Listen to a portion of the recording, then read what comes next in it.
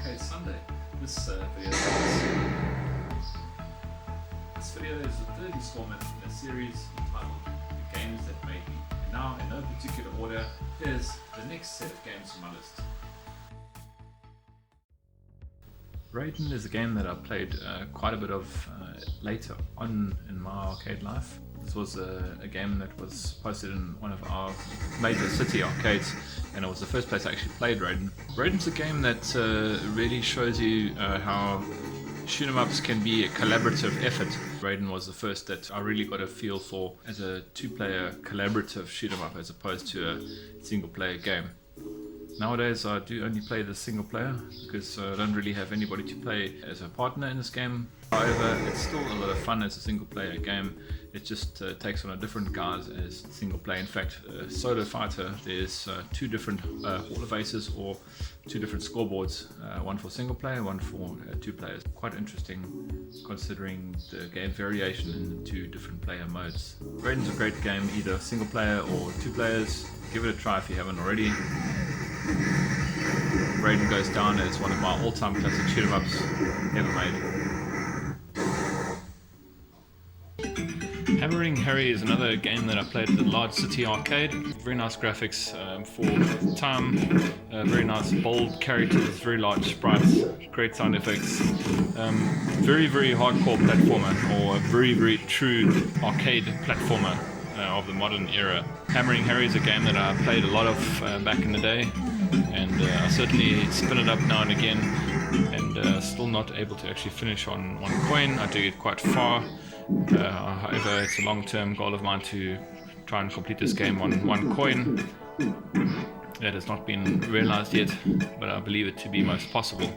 This is actually a game that a lot of the kids like to play as well, which is always a good introduction to platformers because of its bold characters and bright colors. Unfortunately, it's hard as nails, so most kids don't get much further than the first 100 meters. Hammering Harry is a great platformer, and highly recommend it. It's also a game that I really enjoyed playing when I was younger, and even today. Battle Chopper is a game that really took me by storm, probably in the early 90s. We had this at a large arcade in the city. It's the only arcade I ever saw Battle Chopper in. Great game for sure. Very tricky game. Looks very cute and friendly, but it certainly is not. There is definitely a lot of patterns you can learn here, and get quite good at the game just by following the enemy attacks or knowing enemy attacks, much like most of the IRM games.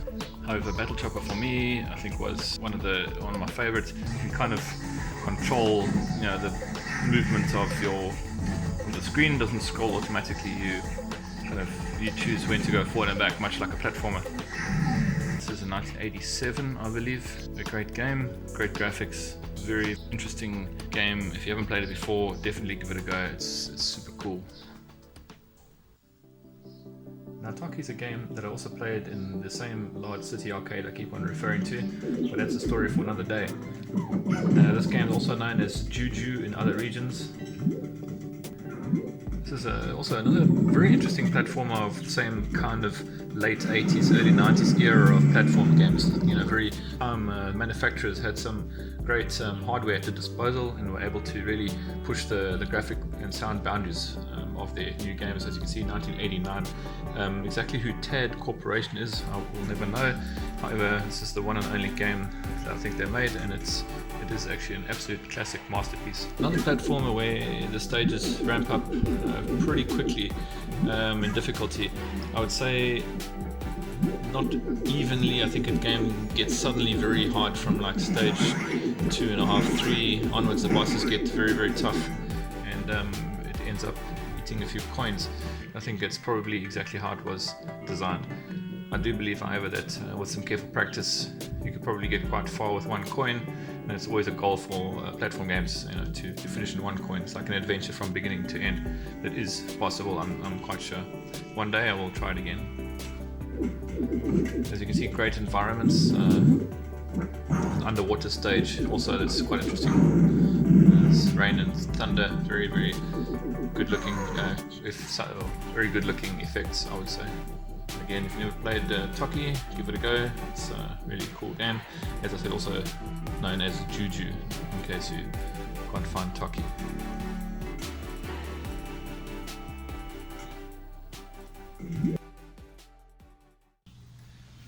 Legend of Hero Tonma is a game that I really enjoyed quite a lot of.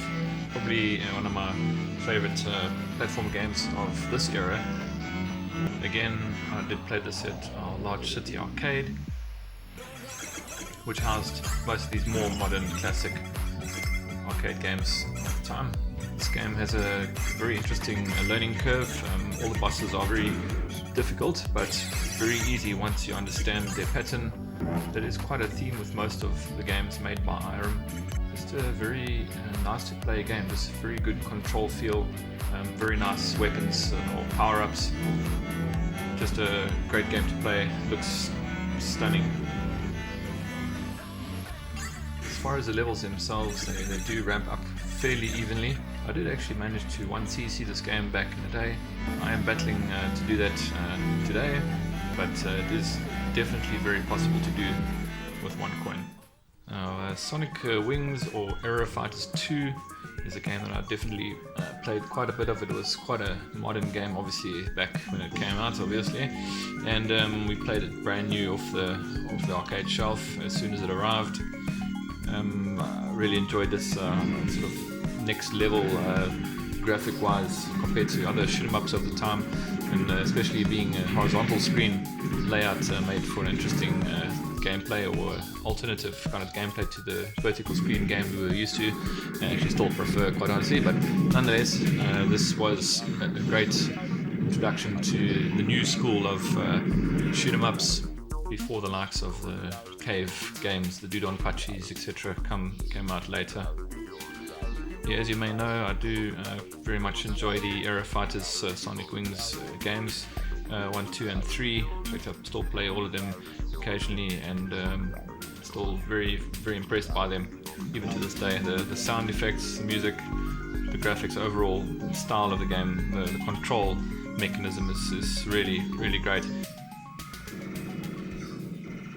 And as always, thanks for watching, and let me know in the comment section below what you think about this video and what some of the games that made you laugh. Have a great arcade gaming week. Cheers for now.